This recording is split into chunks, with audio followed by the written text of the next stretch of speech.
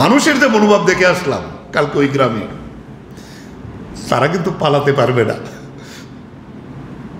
মানুষ যেভাবে বিজেপিকে ভোট দিয়েছিল, বিজেপির লোক তারা যেভাবে বিজেপির বিরুদ্ধে আমাদের সামনে কথাগুলো বললেন আর কি, আমরা তো দেখলাম মনোভাব যা হচ্ছে, তারা পালাতেও পারবে না, ভেগেও যেতে পারবে না। রশিদে চাঁদা তোলা কমিউনিস্ট বা বাম সংগঠনের নিয়ম, আর ওরা তো তুল্লাবাজি করে, এরা তুল্লাবাজি করে, এদের রশিদ লাগে না।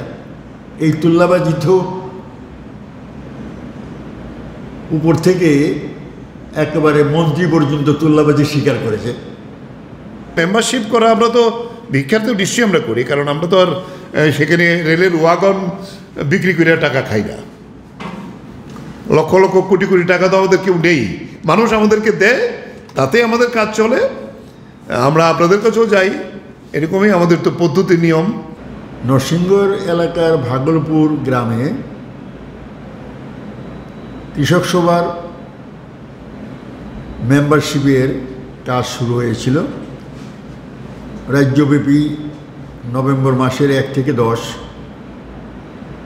কৃষক সভার মেম্বারশিপের অভিযান চলছে। সেই অভিযানে ভাগলপুরে মেম্বারশিপের নেতৃত্ব দিয়েছেন রাজ্য সম্পাদক পবিত্র কর। সকাল 8টা থেকে শুরু করে 10টা পর্যন্ত সেখানে মেম্বারশিপ 175 জনে সংগ্রহ করার পরে বিশ্রামের জন্য তারা একটা বাড়িতে যাওয়ার পথে সেখানকার উপপ্রধানের নেতৃত্বে 3-4 জন বিজেপির কর্মী তারা বাধা সৃষ্টি করার চেষ্টা করছে।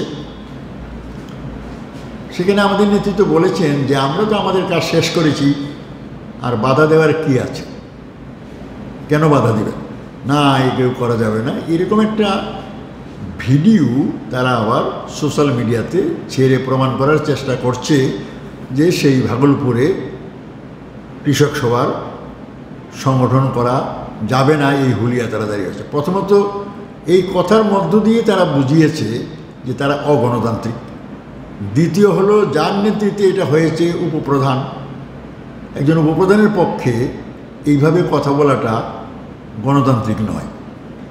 আর চাঁদা তোলার ব্যাপারে যে সমস্ত কথা বলেছে, রশিদে চাঁদা তোলা কমিউনিস্ট বা বাম সংগঠনের নিয়ম, আর ওরা তো তুল্লাবাজি করে, এরা তুল্লাবাজি করে,